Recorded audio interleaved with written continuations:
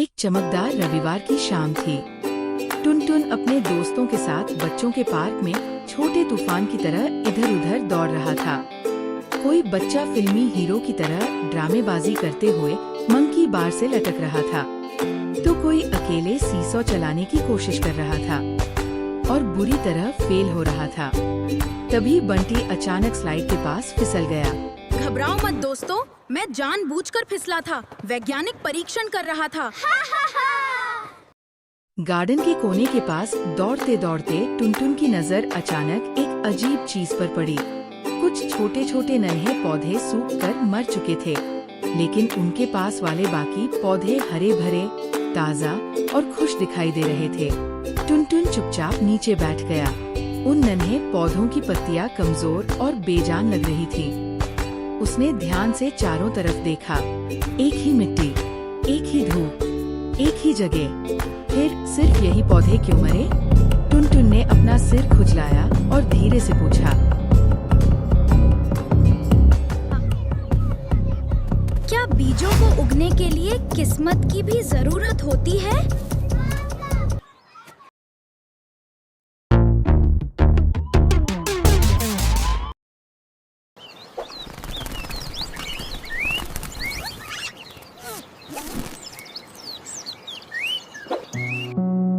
टुनटुन, टुनटुन, देखो कौन आया है।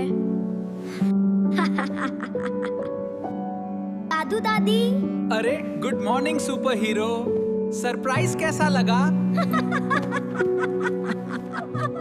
दादू, आप कितने पराठे खा सकते हो? बस 4।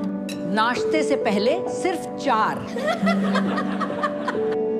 टुनटुन के लिए दादू दादी का घर आना किसी त्योहार से कम नहीं था।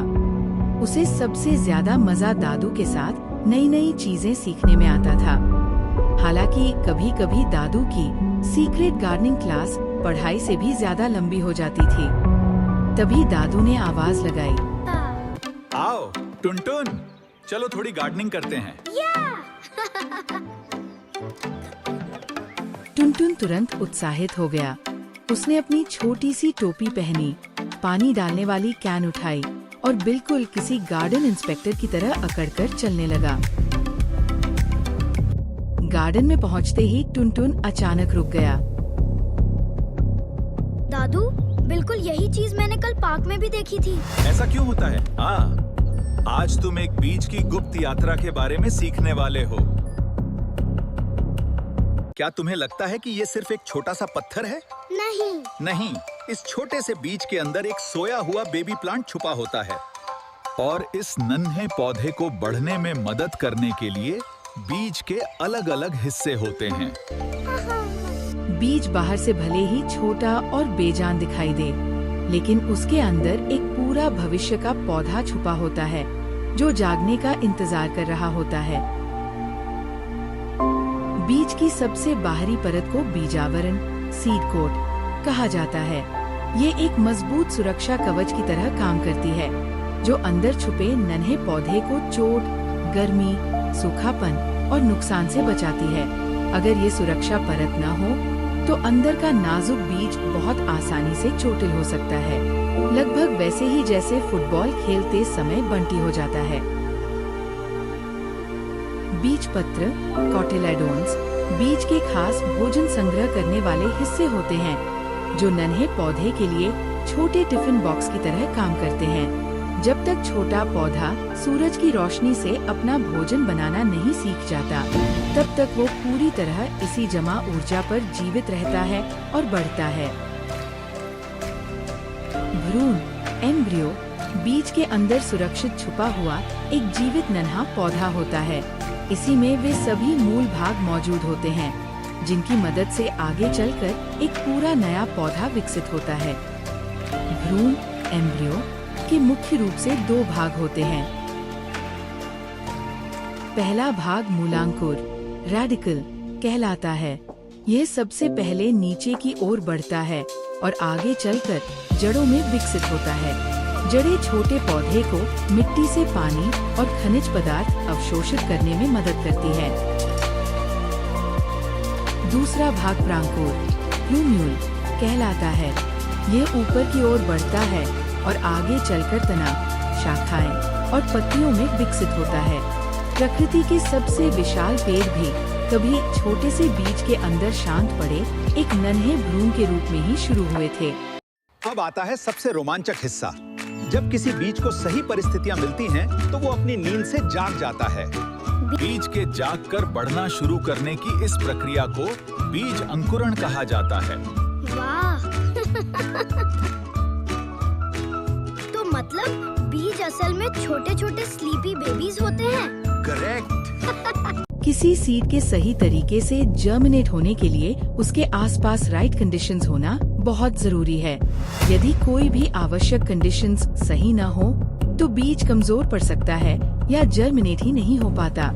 सीड को जागने और बढ़ने के लिए सही अमाउंट में वाटर की जरूरत होती है। बहुत कम वाटर सीड को सुखा देता है, जबकि बहुत ज्यादा वाटर उसे सड़ा सकता है। सीड्स को ग्रो करने के लिए ऑक्सीजन भी चाहिए होती है, इसलिए यदि सॉइल बहुत हार्ड हो या उसमें एक्सेस वाटर भर जाए, तो उन्हें पर्याप्त एयर नहीं मिल पाती। टेम्परेचर भी जर्मिनेशन में बहुत इम्पोर्टेंट रोल निभाता है, क्योंकि अलग अलग सीड्स अलग अलग टेम्परेचर कंडीशंस में बेहतर ग्रो करते हैं। बहुत ज्यादा हीट या कोल्ड जर्मिनेशन प्रोसेस को रोक सकती है। इसके अलावा सनलाइट भी एक महत्वपूर्ण कंडीशन है। कुछ सीड्स को जर्मिनेट होने के लिए सनलाइट चाहिए होती है, जबकि कुछ डार्कनेस में बेहतर ग्रो करते हैं। उस शाम दादू ने टुनटुन को 3 पॉट्स दिए। पहले पॉट में बहुत कम वाटर डालना, दूसरे पॉट में बहुत ज्यादा वाटर डालना और तीसरे पॉट का सही तरीके से ध्यान रखना। कुछ दिनों बाद पहला सीड सूख गया, दूसरा सीड सड़ गया, तीसरा सीड खूबसूरती से ग्रो करने लगा। अरे वाह! साइंस तो सच में बहुत कूल है। क्या हम पिज़्ज़ा प्लांट्स भी उगा सकते हैं? अगर पिज़्ज़ा प्लांट्स पर उगता, तो कोई भी बच्चा स्कूल नहीं जाता। सच में ये आइडिया तो बहुत शानदार लग रहा है। Hey everyone! Chick Glue here!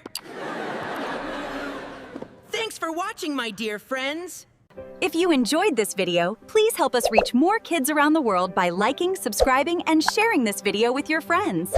Your support really helps our fun learning adventures grow and motivate us to create more exciting videos for you.